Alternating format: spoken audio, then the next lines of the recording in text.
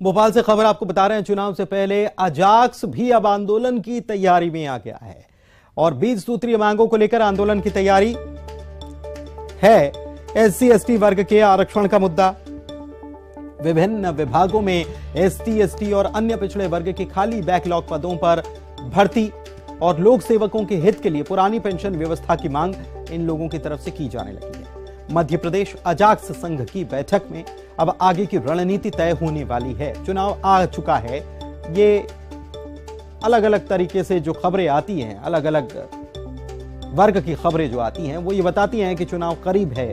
दबाव भी बनाना शुरू हो जाता है, मांगों को मनमाना शुरू हो जाता है, कोशिश उसके लिए की जाने लगती है। 15 जनवरी को रविंद्र भवन में पदाधिकारियों की बैठक रखी गई है और 20 सूत्रीय मांगों को लेकर इस पर रणनीति तय की जाएगी। मांगे पूरी नहीं होने पर 29 जनवरी को जिला स्तर पर रैली भी निकाली जाएगी अजाक्स की तरफ से।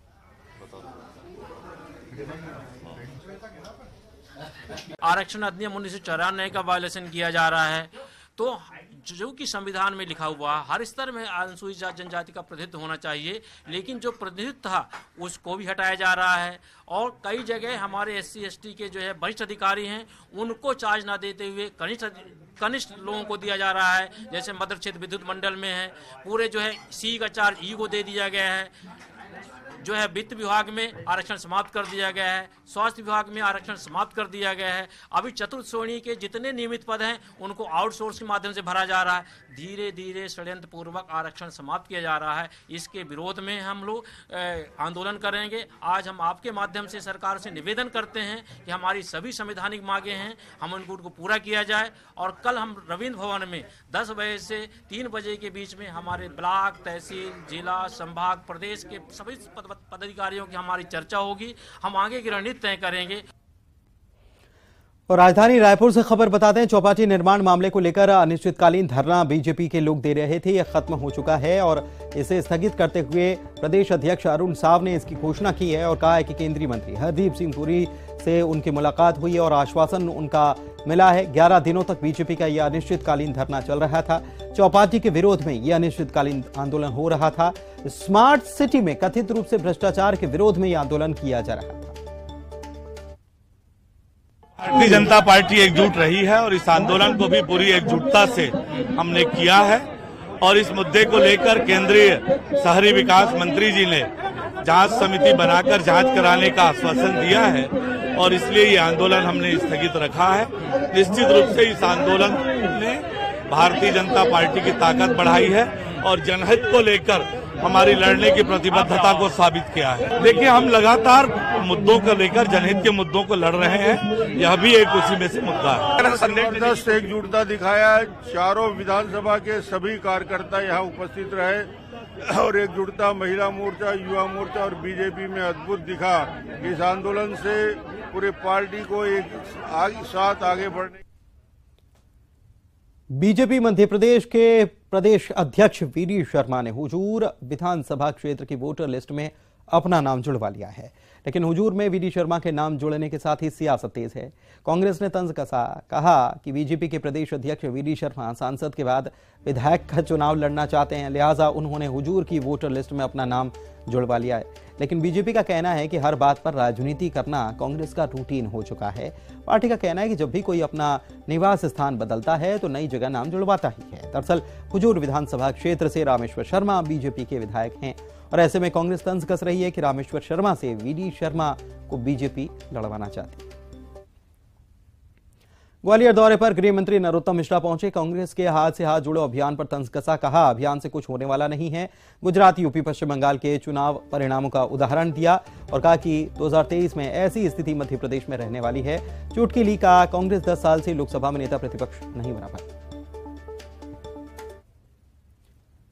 ग्वालियर में नगर निगम के अधिकारी कर्मचारियों में लात घूसे चले। सहायक संपत्ति कर अधिकारी और नगर निगम कर्मचारी के बीच मारपीट हो गई। दोनों के बीच सड़क पर झड़प हुई है। संपत्ति कर की अवैध वसूली को लेकर यह विवाद हुआ। 1.5 लाख रुपए की अवैध वसूली को लेकर विवाद हुआ। लोगों ने मौके पर पहुंचकर मामले को शांत कराया। मारपीट का वीडियो वायरल हो रहा है।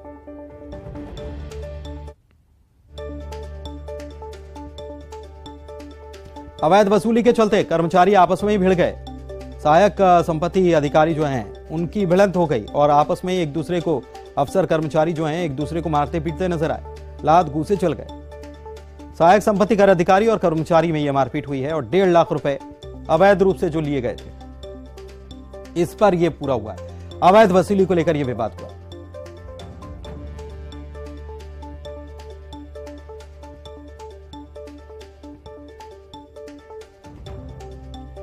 सुशील हमारे संवाददाता हमारे साथ जुड़े हुए हैं, उनसे बात करते हैं। सुशील, अवैध वसूली और अवैध वसूली को लेकर आपस में ही मारपीट और जूतम पैजार करने लग गए।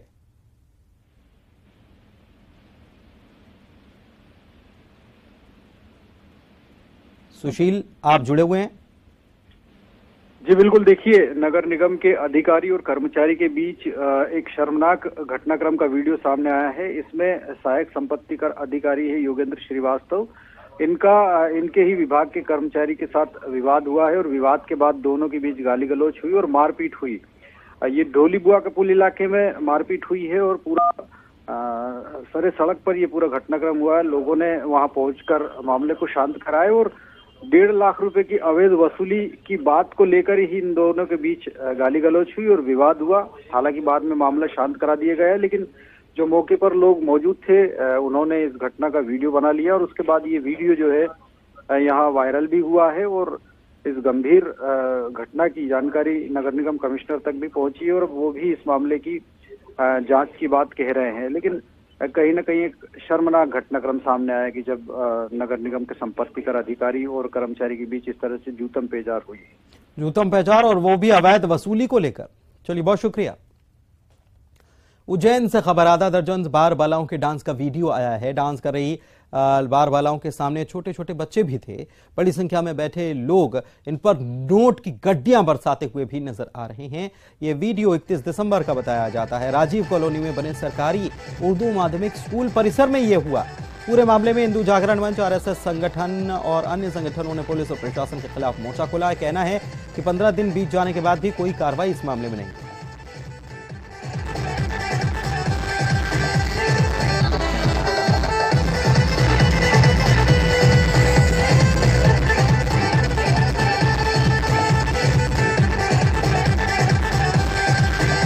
इकतीस तारीख की रात्रि को जब हमारा अभ्यास वर्ग चल रहा था और एक क्षेत्र में राजीव कॉलोनी क्षेत्र शासकीय स्कूल में 31 तारीख की रात को 10 बजे से जो एक कार्यक्रम। और इसी के साथ इस बुलेटिन में इतना ही। नमस्कार।